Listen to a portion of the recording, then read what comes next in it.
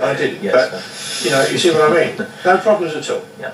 As long as they're not interfering with little kids, so absolutely no problems. Because I know that the truth would destroy them, and they don't deserve that. So I create a false image. Which, you know, I'm deceiving people, I'm lying for sure. But to me, it's the same kind of lie when you've had your dinner party and the host said, "Did you enjoy the meal?" And you think, "Well, it was awful." But you say it was lovely, didn't you?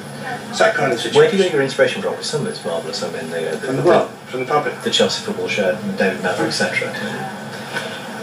The Harker's Coven with Alan Clarke. Well, again, you see, they come to me.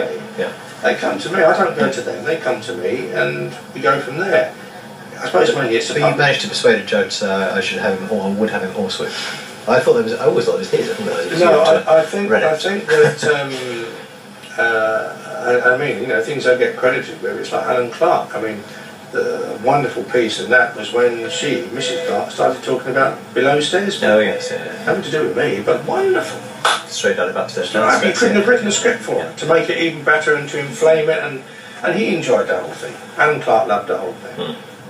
I mean, the only thing about it that you know, you had. They made a lot of money out of it. He'd used them, so they wanted to make money out of it and have a moan, so they did. He enjoyed it. He sold even more books.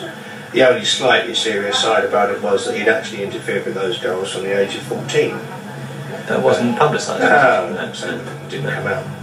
And because by the time the pair of them came over here, you know, most of the time they were totally pissed, and mother and daughter were fighting each other to get on this television show and turned into a farce and a pantomime. I never saw them. It must have been quite a combination. An extraordinary story. It was, but the whole thing was, and most of the things are, when you know what's really going on and what I mean, it's the funniest thing, which is why it will be intriguing if Marks and Brand, you know, Lawrence and Morris at Birds of a Feather and all that. Yes, yeah. Well, they're doing a TV series based on Maid. Oh, are they? Yeah. And of course I can bring out the stories and the adventures and just change it around. It's all fiction. Yeah.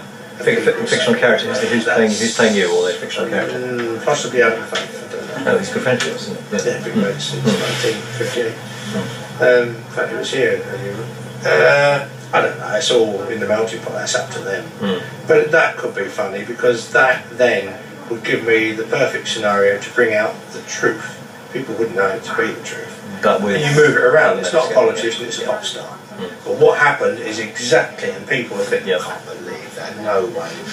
I say, I never write the book, you know, I'll write the funny stories one day, but because I don't want to harm, you know, it's never been my nature. That's also the defamation risk, I mean, unless you have... No, that's easy for me, because I've got all the evidence. I'm the one that's hidden it from the world. I know where everything is and where all the evidence is. Where do you keep it? I mean, somewhere very safe. It's not in the cupboard. No, it's a long way from here, I can promise you. But you see my point, and that's why I have such a good relationship with the people I work, because 10, 20, 30 years go by and no one in the world knows.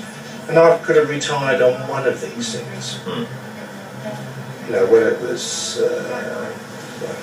any of the people.